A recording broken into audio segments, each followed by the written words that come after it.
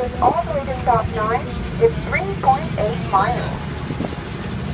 Sabino is located in the Catalina Mountains in the Coronado National Forest in the upper Sonoran Desert. It took about 5 years to build the roads and bridges here by the CCC and WPA with 180 men. It started back in 1933 to 1938. Now the reasons for the roads and the bridges being here is because they originally wanted to build a dam out here in the canyon, a recreational lake for boating, swimming, and fishing. But due to a lack of funding, they had to stop that project about a year later. Now the location of this lake was supposed to be about 1 mile from stop 9. Some of the earliest predominant people that lived here in the canyon were the Homoka people. And it's thought that the Homoka people migrated out of northern Mexico. Evidence and pieces of pottery in the house type foundations, they found that the Homoka people lived here in the canyon about 300 to 1400 AD. Now if you look far over to my left, way up high just beyond that saddle there, that is Cathedral Peak. Elevation is 8,000 feet high. Now you'll notice the dark areas down and around it. That is the pine forest trees. The pine forest trees can grow to be about 50 to 70 feet tall. Now you can hike up to Cathedral Peak, although the trails up there are some of the most difficult trails to hike in southern Arizona. And in case you're wondering, we do get asked a lot. Over to my right up on the hillside there, you'll notice that stone building. That used to be a fresh water pumping station for stops 1 and 2 back in the 1930s, and it is no longer in use. Sabino is a natural oasis in the desert with its luscious green trees and luscious green grass. As we come up over this hillside that we're approaching down to my right in the creek, you'll notice the many different types of trees. And those trees are willow, ash, cottonwood, Arizona sycamore, and the Mexican blue oak trees. You'll see them down there to the right. Now you'll also notice all the tall, thin cactus all around us. That is the saguaro cactus. The saguaro cactus can live as long as 150 to 200 years. Inside the saguaro cactus is very spongy. On the outside it has ridges which makes it easy access to water. When fully hydrated, the saguaro cactus can weigh as much as 3,200 to 4,200 pounds. It takes about 60 to 75 years for the saguaro cactus to grow its first arm, and it is known to grow as many as 25 arms. Sometimes the saguaro cactus can live its whole life without growing any arms at all. Now the flower that blooms on the saguaro cactus forms a white waxy flower, and it is the Arizona state flower. It takes about 30 to 45 years to bloom, usually in the late spring along with its red fruit. Now the roots of the saguaro grows down about 20 inches deep, and it is very shallow. The saguaro cactus is grown exclusively here in the Sonoran Desert, and it is the largest cactus in the United States. Now the most sightings of the mountain lions that have been seen lately are actually right over here to my right side, usually between stops 1 and 2 along in the creek right there. As we continue up the canyon, I will point out some areas of the most recent mountain lion sightings. And we're coming up to stop 1. Stop 1, anyone? Okay. Please remain seated until we come to a complete stop. Now if you're wondering which stop you're at, each stop does have a brown stake in the ground with a picture of the bus on it and the stop number on it. And also if you're wondering if you're close enough to the stop to get picked up by the tram, the best thing to do is just stand near that stake in the ground, because we cannot stop in between stops. And again, this is stop 1. And over to my right here next to the garbage cans, you'll see that brown stake in the ground there. That way you're, in case you're wondering what I'm talking about. Okay, please watch your step.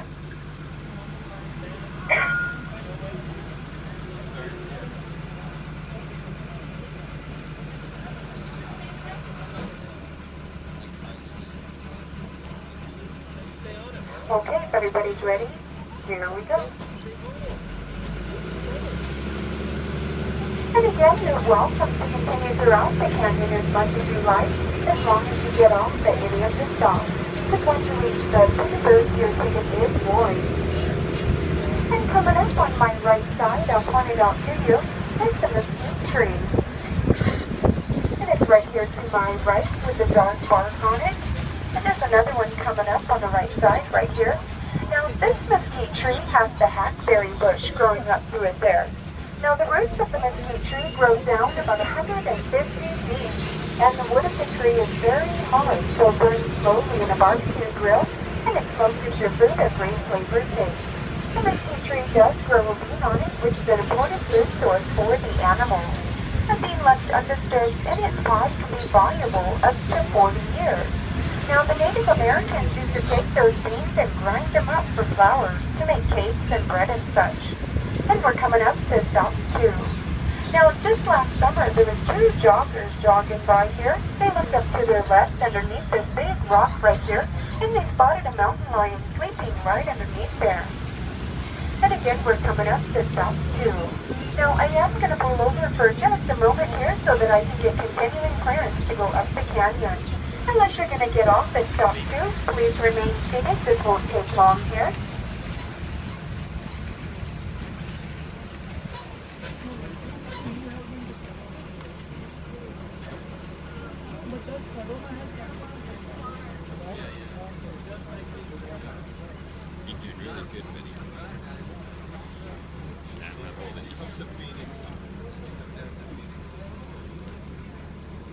Okay, if everybody's ready, here we go. Ready? Now the creeks are fed by melted snow and rain, which comes all the way down from Mount Lemmon at 9,000 feet, all the way down into the lower Sabino Canyon. And it is dry a minimum of 6 weeks out of the year. Now just imagine back in the 1930s how small the cars were. As we cross the bridges here, you'll see how narrow they are. Now, if you're wondering why the water looks so brown, you would see it better once we go up in the canyon looking at the creek. Well, that's because the roots of, go ahead and come off the bridge, please. Now, the roots of the trees up in Mount Lemmon have tannins in it, and that's what causes the water to look so brown like that. Okay, here we go. And we're coming up to stop 3. Now, the only fish that are in the creeks are the Gila chub, along with crawdads, tadpoles, snails, and then some non-cut turtles. About 3 and 1. Now, believe it or not, we actually get freshwater jellyfish out here. Now, the jellyfish are rare to see. However, whenever somebody does see one, it's usually when there's been water standing for a long period of time. And those jellyfish are not harmful to humans. Now, sometimes people do see bigger fish in the creeks other than the Gila chub. Well, that's because up in Mount Lemmon, there's a lake up there. Sometimes the fish come up out of that lake and end up down here in the Sabino Creek. And coming up on my right side at the end of the bridge, you'll notice this tree right here with a white trunk. That is the Arizona sycamore tree. And over to my right in the creek there, you'll see a couple more. Now, I would like to point something out real quick. Over to my right side, you'll see that big rock. It looks like a face on it there. I believe they call that the mask of the mountain. Now, if you use your imagination, you can see that he's winking back at you. And here we go. And back to the Arizona sycamore tree. It is a native tree. It can grow as tall as 80 feet high. It does have a star-pointed leaf that grows about 10 inches long. Some people mistake the Arizona sycamore tree for the birch tree because they look so similar. I'm just going to wait for these folks to come off the bridge. Go ahead and come off, sir. Thank you. And here we go. And coming up on my left side in the creek there, you'll notice those big rocks. Well, the theory is back in May of 1887, there was an earthquake in northern Mexico. If they had a Richter scale at the time, it possibly would have read 6.7. So the theory is, during this earthquake, all these rocks fell down into the creek. Now, at the time of this earthquake, people in Tucson actually thought this earthquake was a volcano erupting because of how much of the dirt and dust that was flying up in the air. A true story there. And also coming up on my left side, hanging over the road, I'll point it out to you, is the Mexican blue oak tree. And it's right here to my left. The Mexican blue oak tree is unique with its few broad leaves. It never loses its leaves. It has leaves all year round. Now living here in Arizona, I would say that's the ideal tree to have. Yeah. With lots of shade, that is. And also coming up on my left side, you'll notice this tree right here standing tall. That is the cottonwood tree. The cottonwood tree is a very thirsty tree. It drinks about 200 gallons of water each day, every summer. It only lives by water. And we're coming up to stop 4. Stop 4 and what?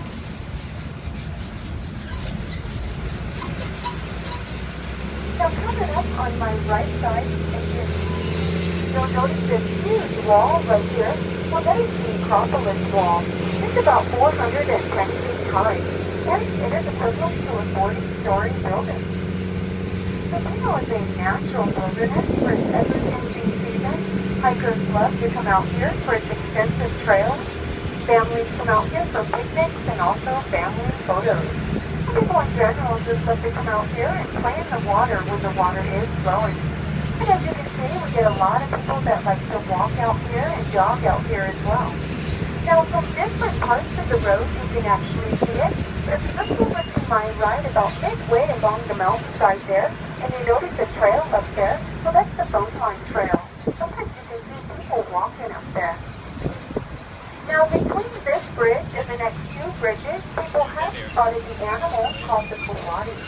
Now, I've been told that the coati looks like a cross between an anteater and a raccoon.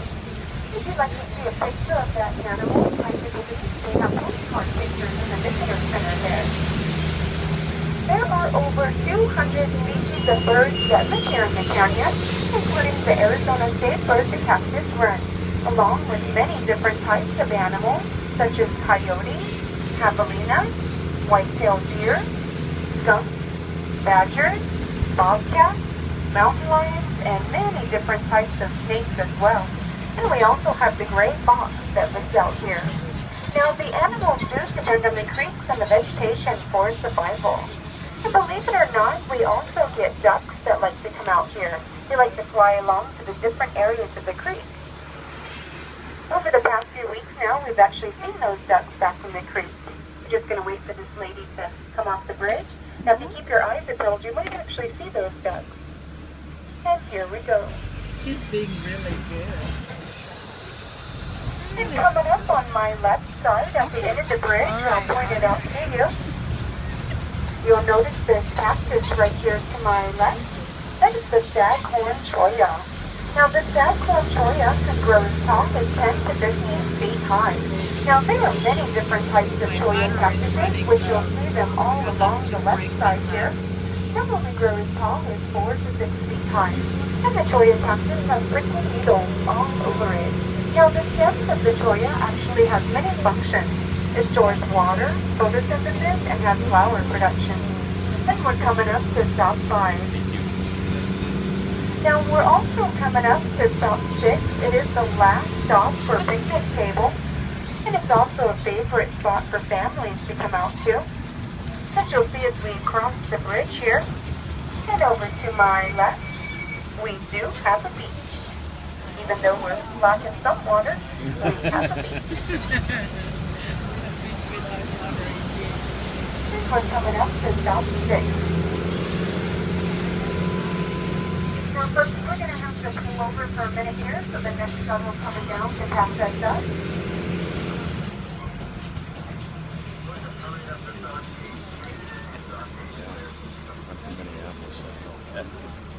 They're having some shuttle. I know. We could do that next week. Well, next week we're going to Saguaro. Okay, I guess we can move up to the next stop if everybody's ready. Here we go. It's the best time to hike Saguaro. We're having a little bit of shuttle trouble up in the canyon there. Now over to my right side, all along the hillside here, you'll notice a low-growing cactus. That is the prickly pear cactus. Just like the cholla cactus, it has prickly needles all over it. The prickly pear has a fleshy pad which contains water, and it grows a fruit on it which animals love to eat. The flowers that bloom on the prickly pear are red, yellow, or purple. And some prickly pear cactuses are edible. If you've been in the visitor center there, you'll notice that they sell the prickly pear candy. And I also hear you can make prickly pear margaritas too. Anything goes good with that. And coming up on my right side at the end of the bridge, you'll notice this tree right here with a green trunk. That is the Palo Verde tree. Palo Verde in Spanish means green stick. The Palo Verde tree is the Arizona state tree, and it can live as long as 100 years. Now also coming up ahead of us, over to my right side, you'll notice this whole mountain range is full of rocks. That rock is called gneiss rock. It is a German word, G-N-E-I-S-S. Gneiss rocks or a metamorphic rock. And down to my right in the creek there, you'll notice the black and white striped band in gneiss rock. Gneiss rocks are pushed up through the earth with extreme pressure, and except the earth's lower crust.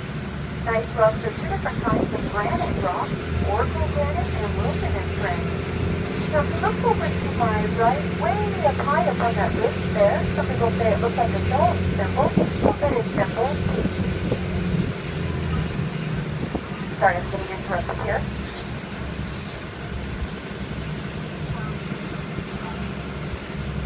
So you want me to continue?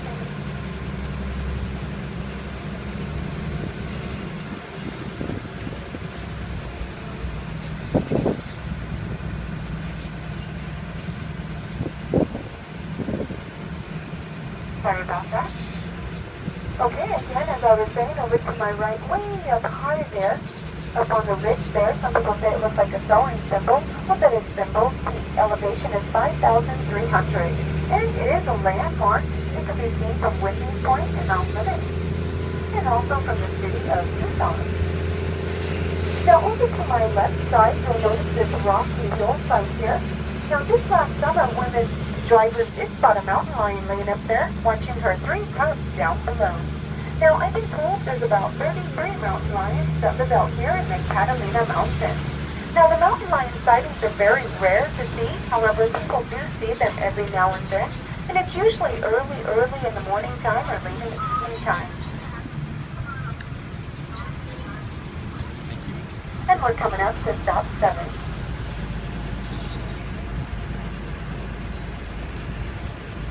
Stop 7 anymore? Do folks need the shuttle? Okay, and here we go. Now, no one knows where Sabino got its name. There are 3 theories to that. The first theory was from a rancher by the name of Sabino who lived about 4.5 miles from the canyon. And the second theory, there used to be a road horse who ran wild throughout the canyon, and the Native Americans would call that horse Sabino. And the third theory, there used to be a rusty colored bush that grew out here, but that bush is no longer. It is extinct. Later on, it was called Sabino Bush because Sabino refers to the color rusty. Now, when it came time to vote for the name of the canyon, the U.S. Supreme Court voted in favor of the Sabino Bush.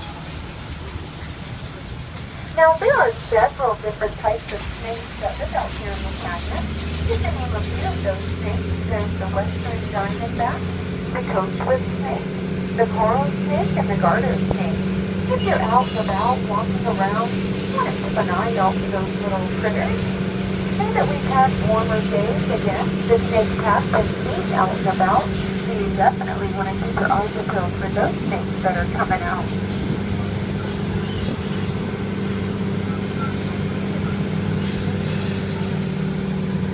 I'm very surprised at how good my son has been through this journey. This is 20 minutes in.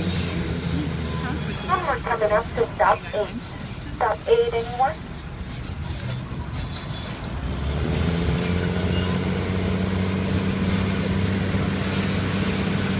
And again, this is stop 8.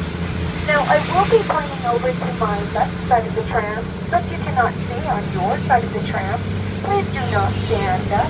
Perhaps you'll be able to see on your side on the way back down. Now, if you remember the black and white striped band in gneiss rocks, over to my left down in the creek there, you'll see the big one. That is Anderson Dam. and it is a favorite spot for people to come out to when the water is flowing. Now, Anderson Dam was named after Deputy John Anderson, who fell several hundred feet to his death back in 1948, trying to rescue a 15-year-old who got stuck down in the canyon. Deputy John Anderson was lowered about 450 feet to the ledge where the teenager was. The teenager was rescued. However, Deputy John Anderson was not so lucky. He could not hold on to his rope. He was only 33 years old. Now, a local photographer by the name of Sam Levitz was here taking pictures of the rescue that day, and he had those pictures featured in Life magazine, August 23rd of 1948. And if you'd like to read this article, they do have it hanging up in the visitor center there. And over to my left, down in the creek there, that's another favorite spot where people like to hang out. And I believe they call that spot the Crack. Now, the best way to reach that area is to get off at stop 8 and follow the creek up around the bend there. Now, if you look far over to my left, way up high at the 3 peaks there, now the 3rd peak over, if you use your imagination, you can see 2 eagles perched up there. That is Eagles Peak. Now, if you use your imagination a little bit more, the 1st peak, as if he's laying on his back, would be Snoopy's head, and the 2nd